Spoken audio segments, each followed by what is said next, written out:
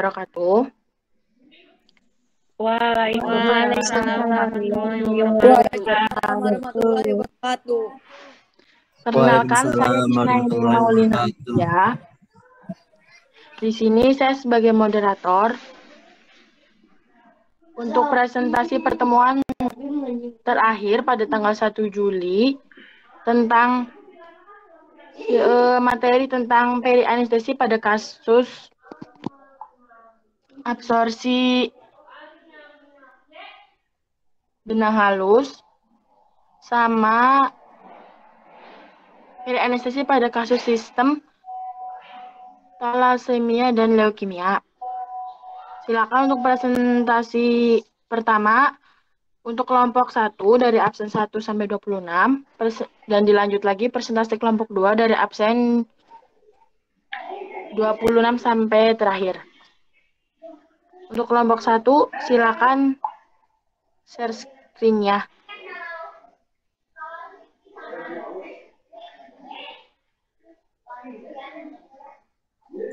Baik, terima kasih atas kesempatan yang diberikan kepada kami kelompok 1 untuk mempresentasikan hasil diskusi kami yaitu mengenai perianestesi pada kasus sistem hematologi. Untuk memenuhi tugas mata kuliah Evidence Based Practice yang diampu oleh dosen Danang Triyudono. Next.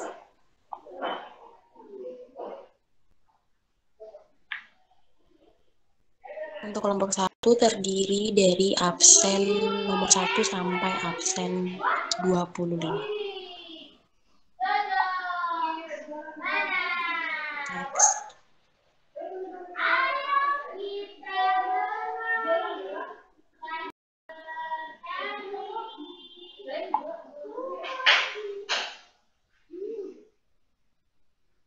Yang review jurnal.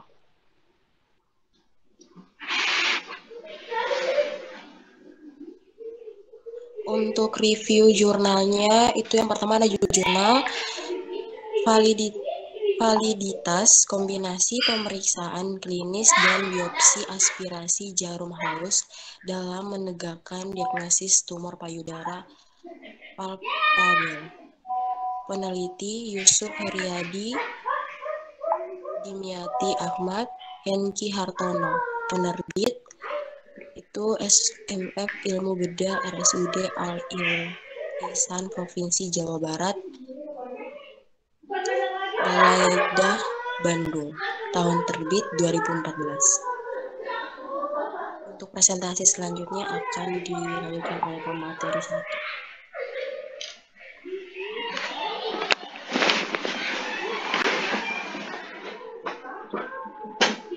Pendahuluan.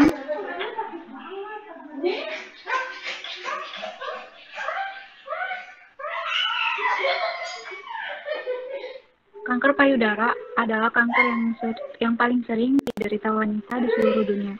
Kanker payudara menjadi penyebab kematian terbanyak nomor 2 dari seluruh kematian karena kanker setelah kanker paru. Dalam penetalaksanaan kanker payudara, tindakan operasi merupakan tindakan yang utama. Untuk melakukan tindakan operasi harus didasarkan pada hasil pemeriksaan histopatologi melalui tindakan biopsi.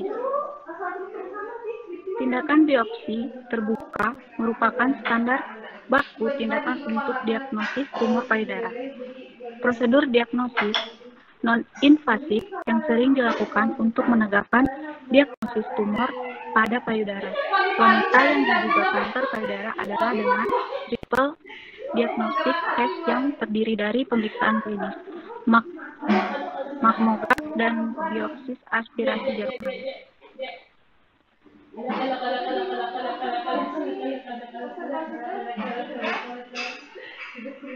Pengertian FNAB, fine needle aspirasi biopsi atau FNAB atau aspirasi jarum halus adalah pemeriksaan langsung pada benjolan penderita tumor menggunakan jarum kecil mulai ukuran 23 sampai dengan 27 tergantung pada ukuran, lokasi, serta sifat tumor.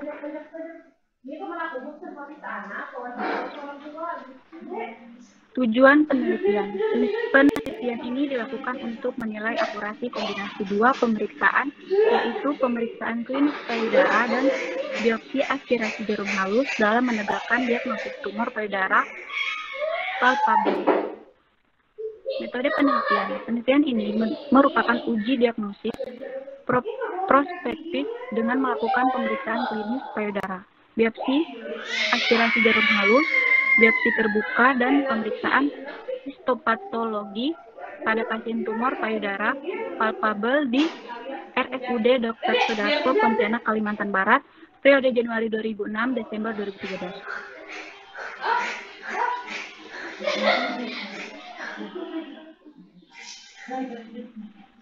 Hasil penelitian.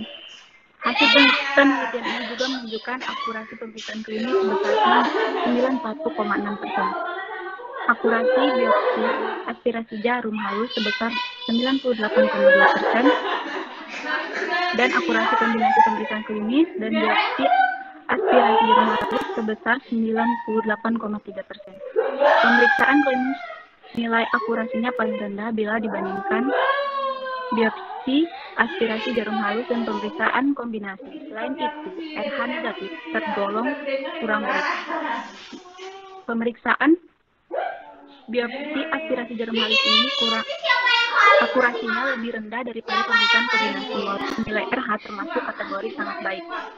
Kombinasi pemeriksaan klinis dan biopsi aspirasi jarum halus akurasinya paling tinggi dibandingkan pemeriksaan klinis saja atau pemeriksaan biopsi aspirasi jarum halus saja.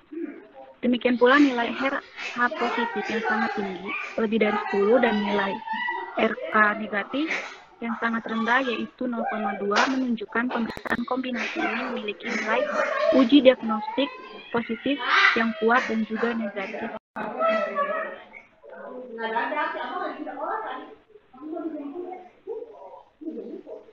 Selanjutnya akan dibacakan oleh teman saya.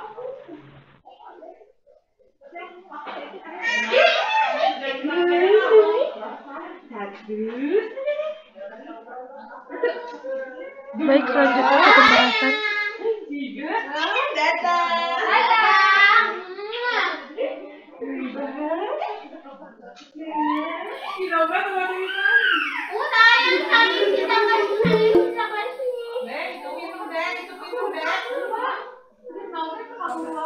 Selanjutnya, next slide.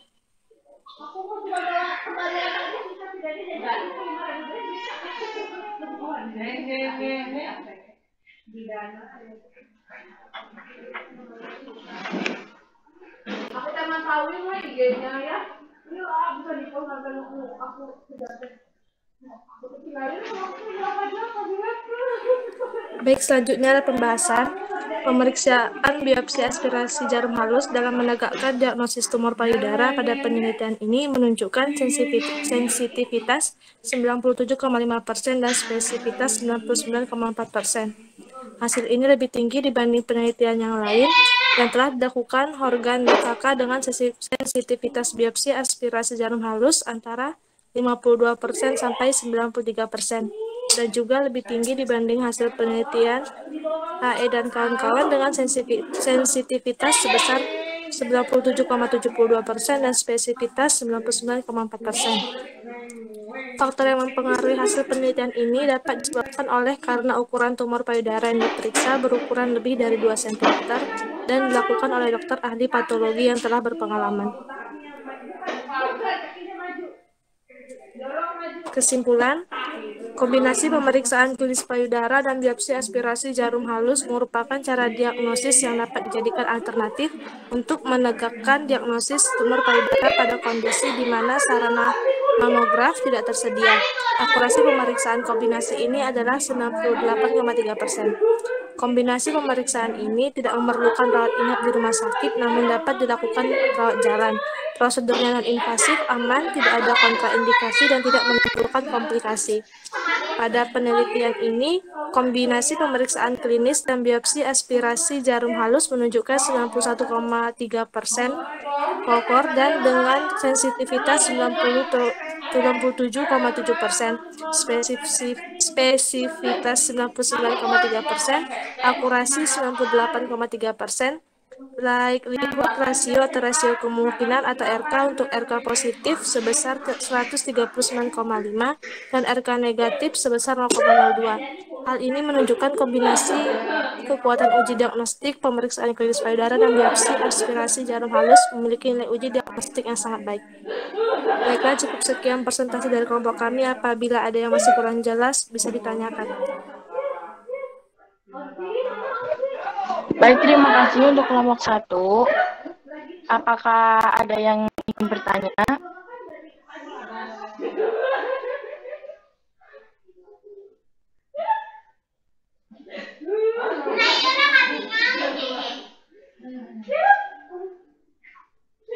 Jika tidak ada yang ingin bertanya, langsung lanjut ke kelompok 2 saja ya.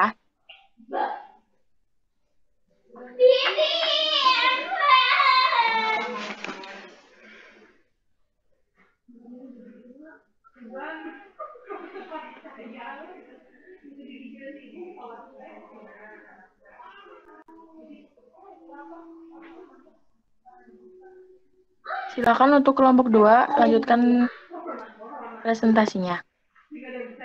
Ya, baik, terima kasih.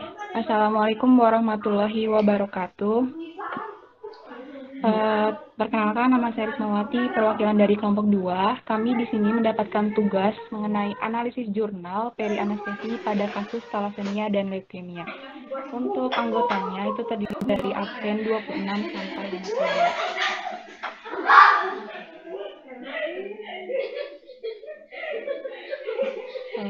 Ini adalah nama-nama kelompoknya.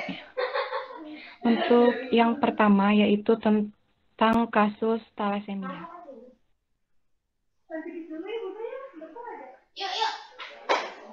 Di sini kami untuk yang pertama yaitu akan membahas mengenai thalassemia dulu dengan judul jurnal yaitu Anestesi dan Thalassemia. Untuk penelitinya yaitu Endani Saiful Alam, Reza Widianto Sujud, dan juga Indriasari. Kemudian penerbitnya yaitu Departemen Anestesiologi dan Terapi Intensif, tahun terbitnya yaitu 2014. Untuk pembahasan yang pertama akan dijelaskan oleh Teddy Setiadi. Waktu dan tempat saya persilakan. Oke, baik, terima kasih. Untuk pengertiannya, thalassemia adalah kelainan bawaan yang ditandai adanya gangguan sistemasi rantai globin. Thalassemia mayor terbagi menjadi thalassemia mayor beta, thalassemia mayor yang menyebabkan anemia berat, dan thalassemia berat terkait thalassemia minor yang menyebabkan anemia mikrositik ringan. Untuk batas fisiologis, terjadinya thalassemia mayor adalah karena terjadinya mutasi pada gen globin. Bila terjadi gangguan pada rantai alfa, maka akan terjadi thalassemia alfa, sedangkan gangguan pada satu atau lebih rantai beta akan menyebabkan thalassemia beta. Pada thalassemia mayor, produksi rantai globin terganggu sehingga terdapat ketidakseimbangan sistensis rantai globin atau beta. Penata laksanaannya medis. Yang pertama, transfusi darah dan terapi klasik. Pemberian transfusi darah dan kombinasi dengan terapi agen pengikat dan efektif namun pengubah gambaran anak dengan thalassemia B yang berat. Untuk yang kedua, pemberian transfusi sel darah merah yang teratur. Membantu pembuluh darah dan perkembangan selama masa anak-anak dan memperpanjang ketahanan hidup pada thalassemia mayor. Untuk komplikasi utama pemberian transfusi darah merah secara terus-menerus dalam jangka lama adalah penularan penyakit infeksi dan timbulnya kelebihan besi. Hasil analisis. Laporan kasus seorang anak wanita usia 8 tahun dikonsulkan untuk operasi elektif dengan diagnosa sphenomegaly et cauca hyperplasia at cause thalassemia mayor yang rencananya akan dilakukan kolenostomi. Oke, untuk selanjutnya akan dibacakan oleh teman saya. Untuk proses perianestesi, yaitu 1. Preoperatif. Sebelum dimasukkan ke ruang operasi, pasien telah dipasang intravenal lain dan diberikan cairan RL sesuai dengan maintenance cairan. Terus intraoperatif. Pasien diberikan O2 100%, kemudian diinduksi inhalasi dengan sevofluran mulai dari 1% yang dinaikkan perlahan-lahan, ditambah dengan midazolam 1 mg dan fentanyl 50 mcg, dimasukkan pelan-pelan sehingga pasien tetap napas spontan. Setelah pasien tertidur, pasien di-cuff dan di-bagging. Setelah pasien tertidur dalam, dilakukan intubasi dengan single lumen endotracheal tube ETT polivinyl klorida atau PVC nomor 4 dengan balon. Selanjutnya diberikan relaksan atracurium 15 mg, maintenance dengan oksigen 2 per menit, air 2 L per menit, dan isofluran 1 volume %. Fentanyl intermittent 10 mcg dan atracurium 10 mg setiap 30 menit. Selain itu juga diberikan dexamethasone dengan dosis 0,2 mg per kilogram berat badan.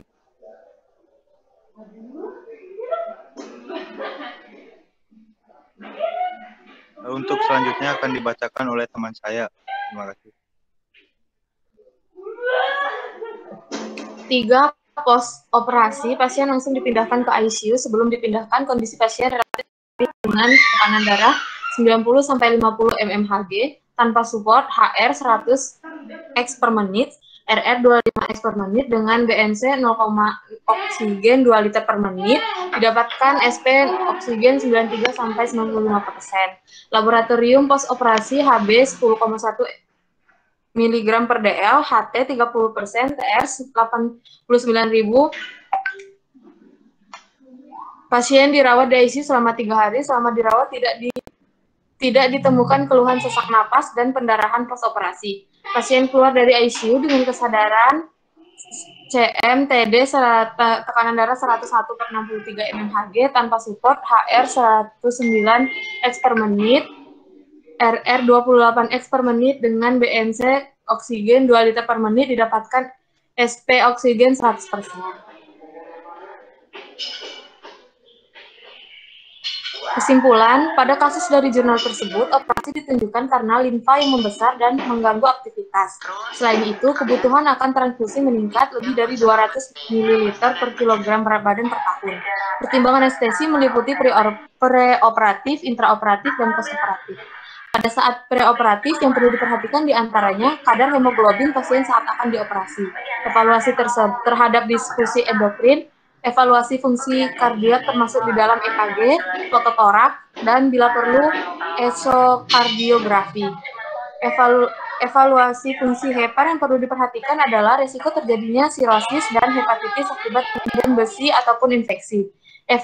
Evaluasi terhadap jalan nafas dan antibiotik dan imunisasi pre-splenektomi.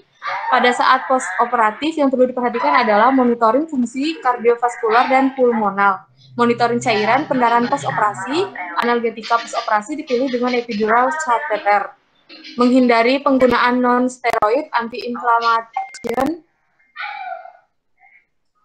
drugs atau NSAID karena mencegah gangguan agregasi trombosit dan menghindari penggunaan opioid intravena karena berisiko depresi napas serta perawatan post-operasi di PICU atau ICU.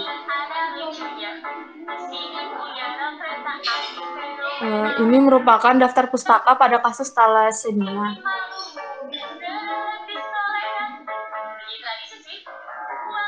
Pada kasus leukemia, next. Judul jurnalnya sedang pada pasien akut leukemia limfoblastik yang mendapatkan injeksi methotrexate intratekal. Penelitinya Yunita Widya Stuti Jayantisari Diana Anggraini, penerbitnya Fakultas Kedokteran Universitas Gadjah Mada, tahun terbitnya 2016. Selanjutnya akan dibacakan oleh Winda. Pendahuluan. Leukemia terdapat pada sepertiga anak yang terdiagnosa kanker. Insidensi tertinggi usia 2-3 tahun, anak dengan sindrom Down beresiko 10-20 kali lipat mendapat leukemia akut. 80% leukemia merupakan akut limfoblastik leukemia. Pedi anestesinya yang pertama, preoperasi. Pasien didiagnosis teman sejawat, anak dengan akut leukemia limfoblastik standar, RIS minggu ke-12, fase konsolidasi. Dengan rencana terapi, methotrexate intratekal 12 mg, high dose methotrexate 600 mg intravena, leucovorin 10 mg intravena, dan 6 mercaptopurin 1x30 mg per oral. Status fisik ASA 2 karena anemia. Yang kedua, intraanestesi. Tindakan berlangsung selama 10 menit dengan saturasi 94-99%, nadi 90-110 kali per menit. Desaturasi terjadi setelah pemberian propofol dan posisi leher pada fleksi saat prosedur dilakukan chin lift untuk mengatasi obstruksi jalan nafas. Selanjutnya akan dibacakan oleh teman saya. Selanjutnya yang ketiga adalah post anestesi. Selesai tindakan, pasien dimonitoring di ruang tindakan sampai skor ALDT lebih dari 9 selama 20 menit. Selama di ruang tindakan untuk memantau pemulihannya. Saturasi 98-99%. Nadinya 88-100 kali per menit dan tidak didapatkan muntah pas tindakan. Next. Untuk kesimpulannya, Al menyatakan imunosupresi sehingga pasien rentan terhadap infeksi, misal pneumonia, mukositis. Selain itu, sel leukemia dapat mengantisipasi hati limpa, limfonodi, menian, infiltrasi kelenjar limfonodi, mukositis, pembesaran tonsil dapat mengganggu jalan napas. Kemoterapi dapat mengakibatkan mielosupresi, femintis, mukositis, gagal ginjal, dan nekrosis hepatik, sehingga diperlukan beberapa pertimbangan dalam sedasi pasien dengan ALL. Next. Dan ini untuk daftar pustaka pada kasus leukemia. Mungkin sekian presentasi dari kelompok kami. Saya kembalikan ke moderator. Baik, terima kasih untuk kelompok 2 atas presentasinya. Apakah ada yang ingin bertanya? Jika tidak ada, saya tutup ya. Terima kasih untuk teman-teman yang sudah presentasi. Baik, presentasinya sudah selesai. Saya ucapkan Assalamualaikum warahmatullahi wabarakatuh. Waalaikumsalam warahmatullahi wabarakatuh.